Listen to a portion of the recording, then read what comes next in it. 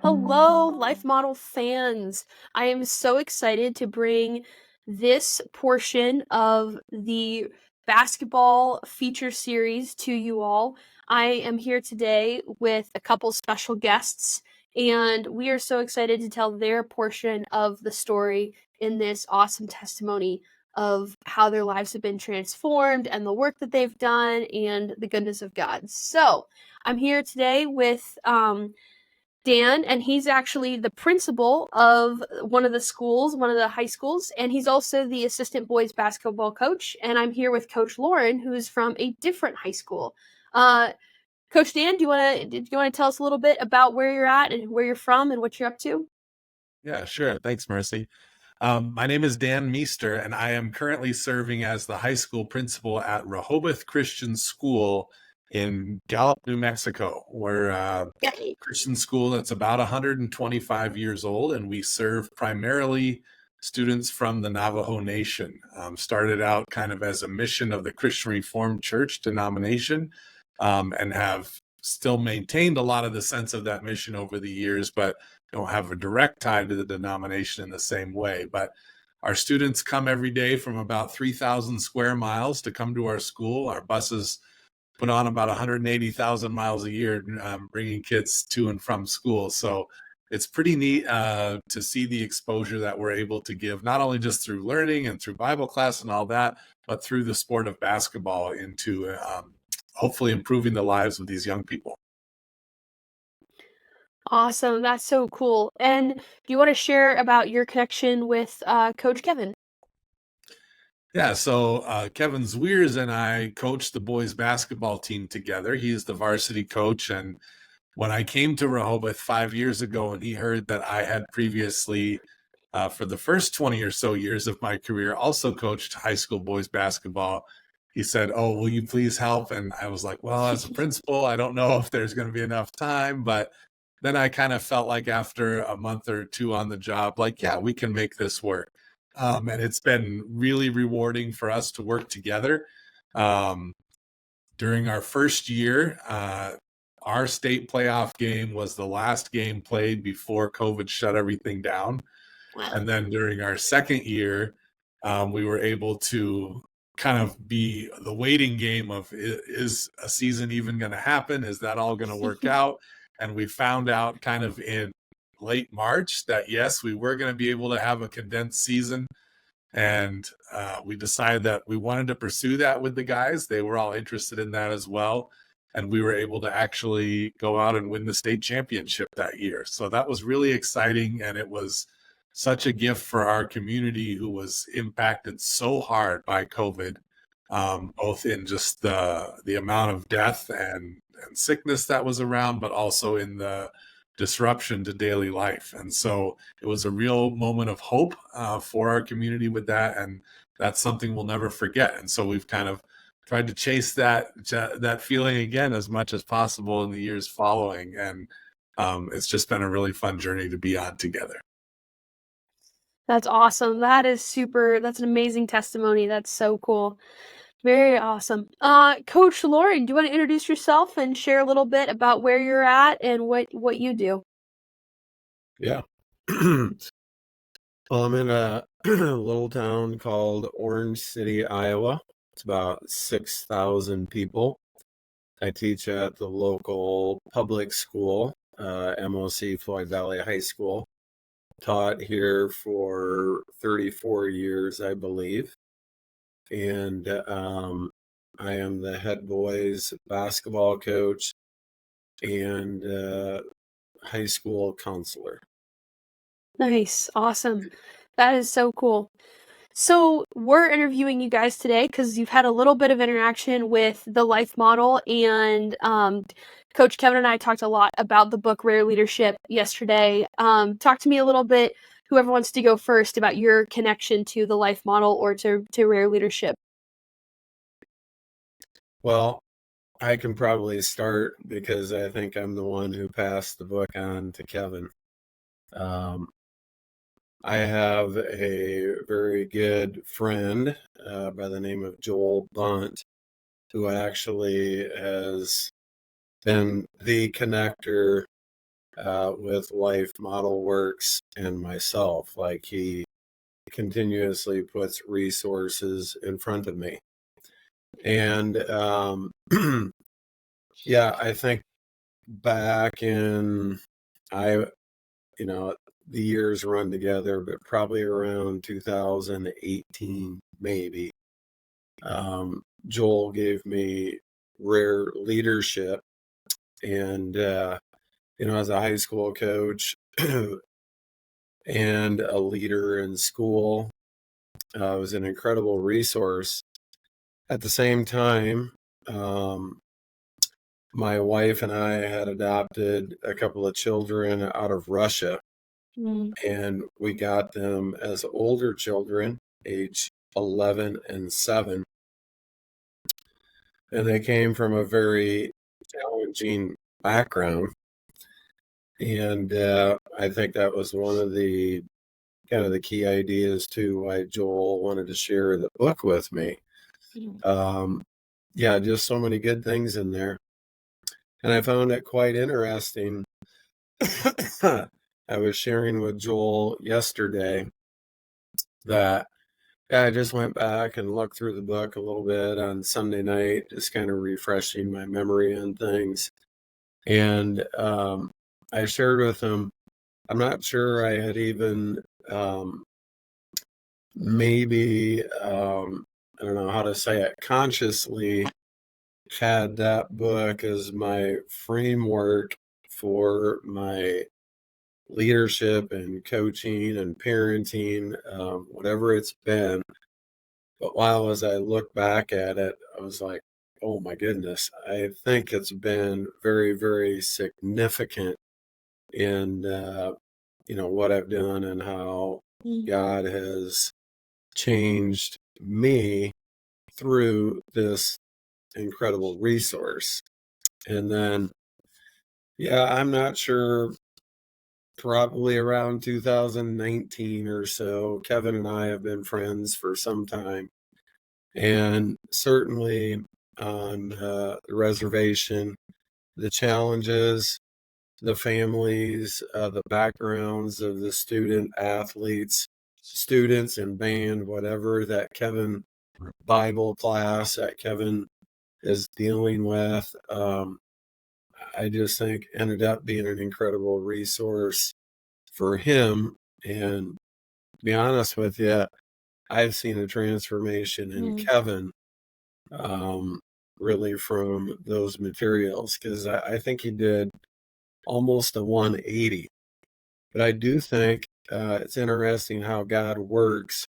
I'm just watching from a distance a little bit, but Dan entering the picture probably really helped Kevin as well, if that makes sense, just how God works. Yeah. I know, I love it when when God sends us people to help us on our journey and with our mission and stuff like that. Because Kevin and I talked a lot about Hesed, which is that, that bond, that love from God that we have bonded between us, and how powerful that is in a community space, as well as, just in our own lives and stuff too. So I totally believe that having that camaraderie probably helped. Coach Dan, do you want to share with us a little bit about that space and how this played out for you? Yeah, it's interesting. I've been a school administrator now since 2008, and I've always kind of been a leadership book geek, reading anything I can get my hands on. And of course, though, you learn from your own experiences along the way too, as you try to live into what it's like to be the authentic leader that God created you to be. And that doesn't necessarily have to come with a title, like a principal or a head of school or something like that, or a coach. But I think that's something we can do within our own families or in our friend groups or all of that kind of stuff too. So, and it was interesting coming here, having kind of come to a point where, yeah, I had a pretty good sense of how I lead best and who I was meant to be as a leader. And that's part of what attracted me to come to Rehoboth, this idea that the Lord has put us on given us a task in this world, and that is to be his partners in bringing his shalom to the chaos of a world that needs it so desperately. And so Mhm. this was a place to come where there is a lot of chaos, where in students' lives, lots of trauma, lots of poverty, lots of those kinds of things. And just really felt drawn to, and my wife and I both felt drawn to saying, what does it look like for us to be a part of a community like this that's so intentional about that? And then when I started working with Kevin and he kind of brought out this resource, this rare leadership book, it was like, yeah, this is what embodies a lot of the things that we have already come to think about Yes. ourselves. But when something can be put in such a nice, succinct way, and you have like those touch points that you can keep coming back to, it has really become a shaping thing for our basketball program as a whole. And it's interesting that I would say that it has had the ability to take our focus off of the X's and O's and all of that kind of stuff and put it onto the relationships with each other, with the boys, Mm. how we interact as a team and a family together. Yeah. And that's really the most important thing that's going to stick with you. When we were done with our season and we sat in the locker room after the state quarterfinals this year, even the guys were saying, hey, 5 years from now, I'm not going to remember what the score of this game was, but I'm going to remember all the people here. And it's that relational stuff that is what keeps us going too. But it's ironic that when that became our focus, then success came tumbling along with that too, in the wins and all that kind of stuff as well. And so it's not the reason why you do it this way, but I think it's just a sense of like, yeah, you're living into who God has meant you to be, and that's why it's working out well. And so that's been a special thing. So, and it's Oh, fun that's always so awesome. to connect with coaches like Lauren when we get a chance to take our boys out to Iowa in the summer and you see other people who are approaching it the same way as you. That has become a nice touch point and a bond for our two programs together as well. That's cool. That is super cool. One of the things Coach Kevin talked about was the way you guys talked through and kind of really prioritized celebrating joy with each other and just trying to be joyful in your connection points. Do you want to speak to a little bit about how you implemented that, or what that looked like for you and how that felt as a coach? Yeah, it especially became paramount for us when we heard we were going to get to have a season during COVID. Mhm. There were so many dark days. I mean, I don't think that there was a student in our high school that did not lose at least one immediate family Mhm. member from Well, COVID, and so there were just a lot of heaviness that was there on people. And our mantra kind of became, hey, when you're stepping in the gym, create the environment that you want to compete in, right? We want to feel dang. joyful about things. We want to be excited about things. What does it look like for us to give that gift to each other by the way we communicate, the way we cheer each other on, the way we celebrate our successes, the way we pick each other up when things didn't go the way we wanted? And all of that kind of coalesces into that idea of joy. And love and joy became two really big theme points, to the point where when we got our celebratory sweatshirts for winning the state championship, those are the two words we put on there. So that would Aw. always be the thing that reminds us of where we are at our best in. When you're playing out of love for what you're doing and for the people you're doing it with, it's always a more powerful motivator than fear or than worry or anything like that. And so we've really tried to just keep going on that idea over the years since too. Wow, that's really powerful. That's awesome. Tell the story a little bit of how you guys, because you have mentioned it just vaguely, but the state championship story. Just walk us through that real quick too, because I that's so exciting. Well, we were sitting there, we had done practice in the fall, and then it was kind of, you would get a weekly video update from the NMAA, the New Mexico Athletic Association, about what the status of sports was going to be.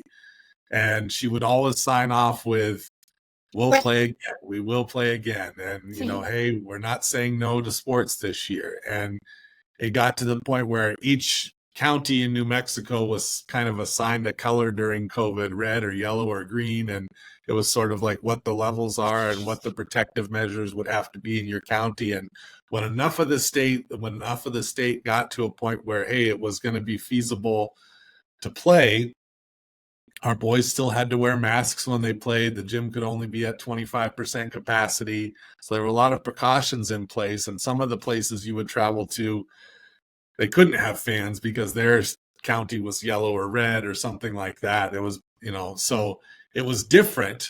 And so knowing that there wasn't going to be a lot of people around, we said, well, we have to become our own cheering section, right? And we really leaned hard into that. What does it look like for our bench to be super supportive and of the people who are in the game? And when the starters hit the bench, are they doing the same thing and all of that? And it was interesting how many times that year. So we played an abbreviated schedule. We only played 15 games instead of 25 games. And every place that we traveled to, which was probably about half our games that year, the AD or the other coach would comment, man, your guys are just so positive with each other. They're just so excited with each other. That's really neat to see. And in many ways, that is what we want. We want our actions to speak even more loudly than our words do about what we're all about. And so that was gratifying to see that happen. And that knowing that your whole team and family has your back was so important to be able to overcome. Now I'm going to talk in basketball terms, on the court when things weren't going so well, and you've had a few turnovers and you're not scoring the way you wanted to. And so you're getting frustrated, but to be able to look over and see those guys pouring their love from the sideline into you, to know that it doesn't matter. We're not going to love you less because you missed that jump shot or because you turned the ball over there. That gives you the confidence to pick yourself up and carry on. And as we went into the state tournament, we can point to spots in each game where the other team went on a run and we were down a little bit, and then we had to really claw ourselves up and pick ourselves up. And so in the last two games, especially the state semifinal, I think we were down 7 or 8 points at halftime. And our whole thing just became, hey, it's okay. We love you no matter what. Here's what we're going to do to turn things around. And we're just going to work hard on this. But this isn't going to define who you are as a person or a player. We're so proud of you. And we're able to really go on a great run in the second half to get to the state championship. Then when we were in the state championship, the other team had incredible amount of size compared to us. I mean, big D1 football scholarship kind of guys. And sometimes if they'd stand in front of one of our players, you couldn't even see them. So we found ourselves in a real battle there, and they built a pretty big lead, 10, 12 points, something like that. So we had to go into our press, and that's something that you really have to work hard together, and you can't give up when you're tired and all of that kind of stuff. And we clawed ourselves back in the game, and over the course of 2-3 minutes, we tied it up. And then with about 3 minutes left in the game, we went down again, 6 points or something like that.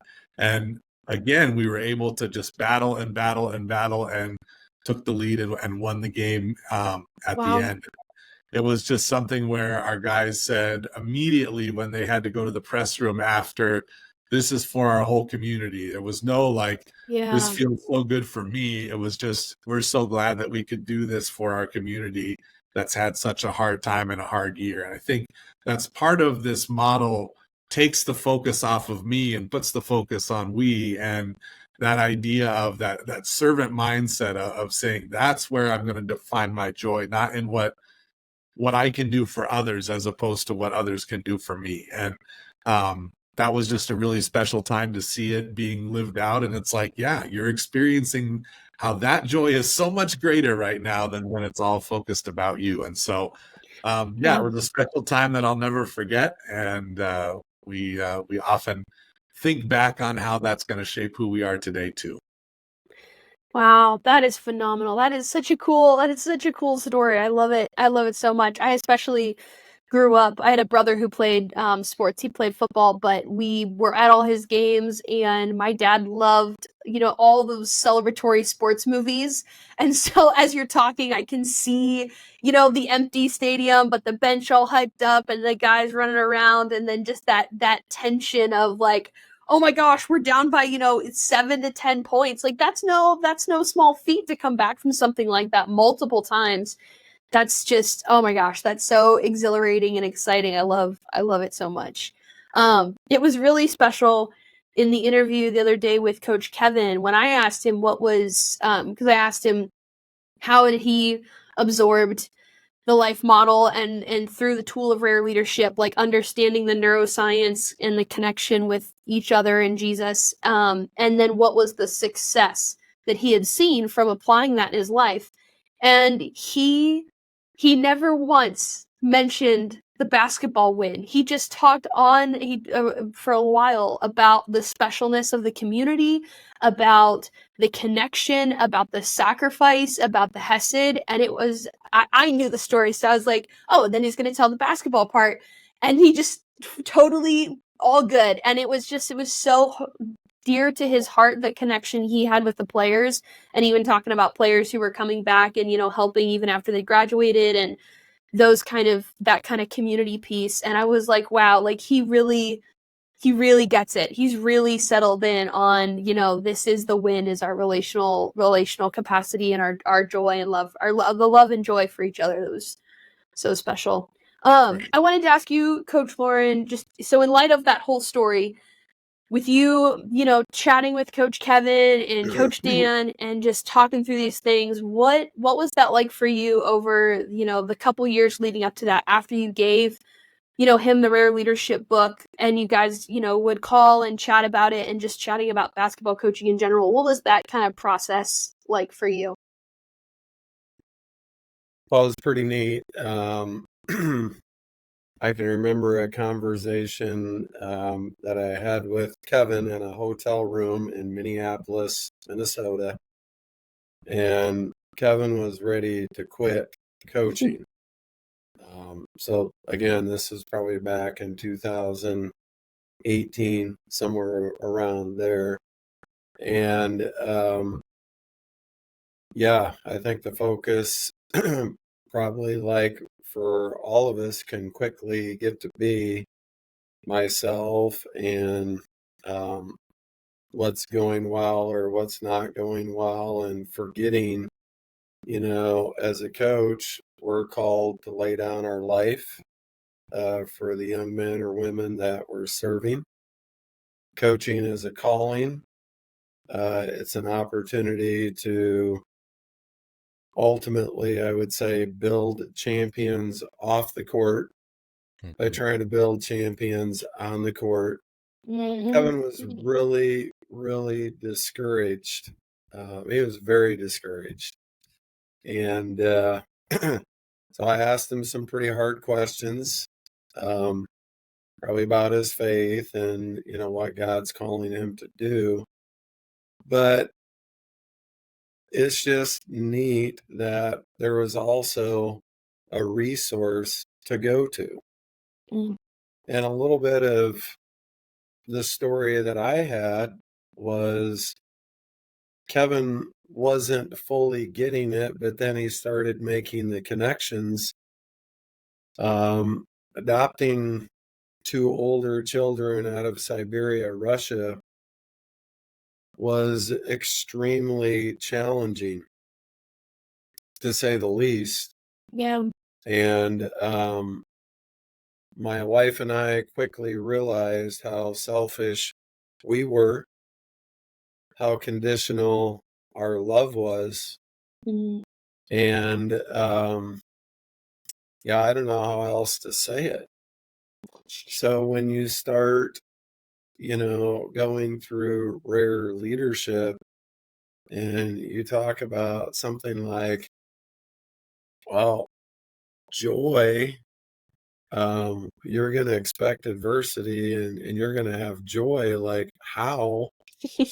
But what I loved about the book is this is what I think a lot of adopted kids go through this whole idea of attachment, just Mm, simply attachment, and learning how critical it was for my wife and I, first of all, to act like Jesus, which we needed a lot of help with the Spirit from, mm, but also to communicate to our children that we were glad to be with them, that we really were glad to be with him, and how important it was for them to have this sense of joy, which wasn't going to come naturally because their life mm. was so hard, so brutally Yeah. hard. And that was just, you think about how this brain works.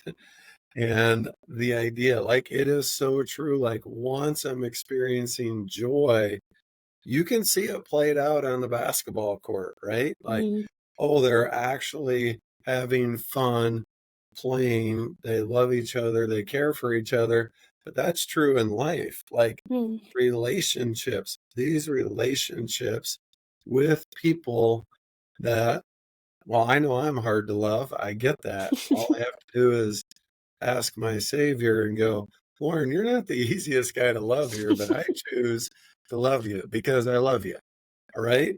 And so I I just I get so excited about that whole concept of being joyful, um, acting like myself, working through the hard things and coming back to joy again and going, it's okay that things aren't going well. It's Yeah. fine. That's actually probably the idea, anyhow, that God had in store for us because He wants us to learn to walk with Him on this journey. But that's where I get so excited about Rehoboth basketball because I literally saw the transformation. And then what's cool is, yeah, these guys come down this summer and they're the ones that are kind of teaching me again. So it's this community of believers Mm. that's spurring one another on to love and good deeds and go, oh, yeah, that's right. I forgot that. I forget about some of these things. So we really do. We need each other. And what I saw this summer, so to put this in context, I think maybe my first contact with Rehoboth was probably about 2009. And they've been coming up to Orange City, Iowa on a trip basically ever since. Maybe not the COVID year, maybe they did. Um, but I literally have seen a transformation in that basketball program. I've seen it in Kevin, and that's where I think, like, Dan, I think certainly was a significant help on the journey. So I could talk a lot, so I better probably stop. So, That's awesome. No, I love it. I love it. I'm gonna ask this question because I know it's a little bit outside of the scope of our conversation, but I already know once everyone watches this interview, our inbox is gonna get flooded with it. So we're just gonna ask it now. But Coach Lauren, what you mentioned about the your adopted children and the trying to integrate some of this attachment theory and the life model stuff and all the different pieces.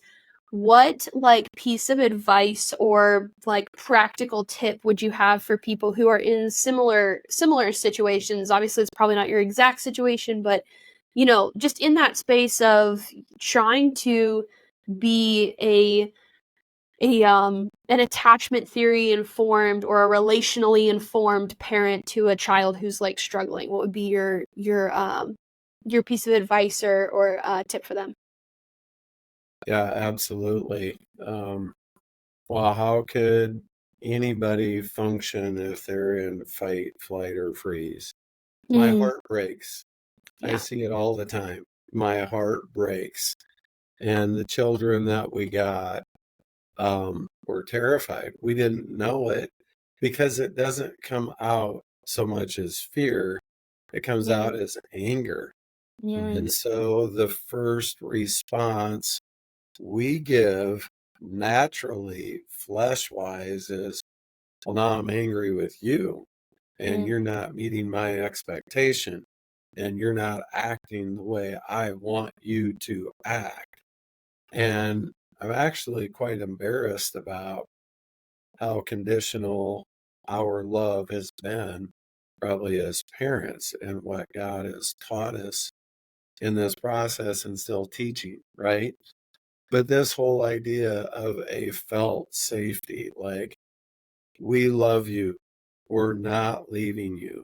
Mm. Dan can talk about it on the court. Hey, it's okay, guys. Make your mistakes. Your behaviors don't impact our love for you. That will Mhm. never quit. Sadly, sadly, I see it all the time. It's a conditional love that kids that come from hard places, the last thing they need is conditional love. Yeah. What they need to know is, no, I really do love you. I really am glad to be with you. I am Yeah. thrilled to be with you. I consider it an honor to be with you. And I think communicating that, and then the other thing is, they're not going to be able to operate ever unless there's some level of joy. Mm. So Yeah. that piece of, okay, well, who is Jesus? How did Jesus' whole life was joy? Was he persecuted? Absolutely. Was he abandoned? Yes, he was. Absolutely. Was he betrayed? Absolutely. And yet he loved, yet he was filled with joy. So I could say the joy of the Lord becomes our strength. And now, Lord, give us practical ways that this can play out, which is, I probably didn't do a very good job, but that's what I have. That's great. No, that's awesome. That is so good. I definitely that is a shocking lesson to learn when you realize how conditional your love can be for somebody. And then you're in the face of like, oh wow, I really was, just reciprocating just the little bit you gave me. I'm just gonna reciprocate that back. And this is gonna be very, mark for mark, piece for Mhm. piece kind of a thing versus that trying to really embrace that, Hesed of God that's that total open handed, total arms extended. I was literally just for something totally unrelated. I was reading through First Corinthians 13 again. The love chapter about love is patient and kind and keeps no record of wrongs. Like it's just, man, it's so much bigger. It's so much bigger than who we are. Praise Yeah. the Lord. It's so much No. bigger. But Yeah. And coach, I would add this. Christians need this mm, because I have been stunned, not only with my own children, but with others that have had their share of difficulties, how conditional the Christian community's love is oftentimes. And it's like, if you act the way we like you to, it's good. But if you're not, yeah, we're not so sure we want you to be a part of this community. And I yeah, can't tell you some of the pain we've had as parents, to see that. Um, and I think one of the primary ways that God has taught us has been in the middle of kind of in your face from our children, putting things, just in a really negative way towards us. God would speak to me and say, Lauren, that's you. That's you mm, with me. That's you taking advantage of everything I've ever given you and basically dang, saying, I don't want to have anything to do with you. And I'm like, the number of times God has done that with me to call me out and to convict me of mm, my own sin and shortcoming. And then Him being kind enough and gracious enough to teach me how to love and to do yeah. it. That's awesome. That is so, so good. So, so good. Thank you so much for sharing, Coach Lauren. I could foresee us having to do this interview again because you're going to read the other half of church, and then there'll be some youth pastor somewhere, and you'll wreck his life with a book, and then I guess you can't win a state championship as a youth pastor, but I'm sure somebody will figure out something. We'll do this whole thing again. Coach Dan, do you want to share what would be? You shared two things. One, just the context of coaching high school boys basketball. A, but then B, you also talked a lot about the trauma and the struggle of COVID and the pain that a lot of your community and your players had been in. What kind of encouragement or advice or practical tips would you have for maybe somebody else who's in your situation and maybe they're not coaching boys basketball, but they're leading a group of teenagers that has been through some stuff. And COVID was its own tragedy, but there continues to be a variety of tragedies that affect all of us in different ways, whether it's, the drug addiction or alcohol addiction or even just loneliness. What tips would you give to an adult who's trying to work with teenagers in that space? Yeah, it's a great point and a great question. COVID, I think, magnified the trauma that already is present for so many of our students as well. But yeah, those situations where you think about in so many of the families that we work with, there's no one that doesn't know the effects of alcoholism. There's no one that doesn't know the effects of drug abuse from some family member or friend or anything like that. And that leads to some really toxic situations that kids have experienced. And I remember it was shortly into my time here at Rehoboth in my first year, there was a student who was struggling coming to school, and she had missed a bunch of days. And I kind of sat down with her in my office and I said, I'm really worried about you. I don't know that you're going to be able to get the learning you need to get to and the stuff that we need you to do to be a student here. And immediately she started crying and she said, I'm living in a trailer with 10 people right now, and I don't know 8 of them. And they stay up partying all night and I can't sleep, and this is why I'm so tired. I can't even come to school. And and that was my first real checkpoint of saying, oh, there's always more going on here than what I say. And so when Lauren talked about not responding in anger, like, hey, you didn't do what I wanted you to do, that is such a powerful lesson. We've tried to take that in a lot of ways, but that would be a number one piece of advice. When students are in something hard, they're in that fight or flight, that lizard brain that's not, I'm making rational decisions right now and all of that stuff. And if you can try to have empathy in that moment, try to dig into what's the backstory here, what's going on so that I can understand you better. And then come at a place from compassion about that, just like the Lord does with us all the time. That is when really powerful stuff can happen. So that would be a huge piece of advice that I would give. And it's often like, yeah, you didn't come to practice and you didn't even text me or call me, and you find out, well, it was because my aunt was in the hospital and my mom said we needed to go right away. And I had to pick up my grandma because she can't drive herself anymore. And, you're like, oh, there's a lot bigger things going on than a basketball practice for you right now. Right. And I think there's a lot of that where it's this dinner meal or this lesson that I'm trying to teach or this whatever is the most important thing to realize, hey, there's a lot of stuff going on for a lot of these people that if we can be present with them in those moments. Kevin and I had the chance to, with the rest of the staff here at Rehoboth, travel to Israel 2 summers ago and really have a lot of the lessons of the Bible come alive in a very physical and active, tangible way. I mean, we spent days hiking through the desert in 110-degree heat and some different things like that. And you hear that the prayer for God's people was never, Lord, make the path smooth for me. It was always, give me feet for the path, feet that can withstand the ups and downs of the path. But then what does it look like for us together?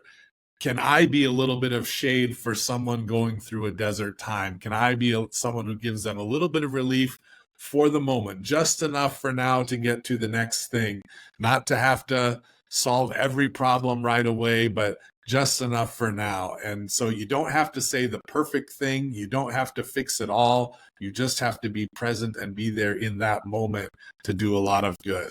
And sometimes that's a thing that takes a lot of pressure off the situation. Yeah, Lauren is showing our there you combined go. team shirt that we made, and we made a picture of a tree that represented the idea of giving shade to each other. That's so cool. What are the Coach Lauren? What are the letters at the bottom stand for?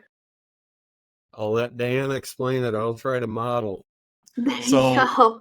Lauren's team, MOC, their mascot is the Dutchman. At Rehoboth, we're the Lynx. And Nice. so Nice. they're purple and white, we're maroon and gold, and we made kind of this combined thing together that we could both have each other in our minds and hearts as we went out to practice and play this year. That is so special. Oh my gosh. That's awesome. And then on the it's got front there, yeah, that's in the Hebrew word hazak, which is to be strong, like Joshua 1:9. Have I not commanded you, be strong and courageous, do not be afraid. And that's something that doesn't just come from yourself, it comes from the family, the group that you're with. And so we're trying to do that for each other as MOC and Rehoboth and get through some of that kind of stuff together. And this was just a way to physically represent that. Awesome.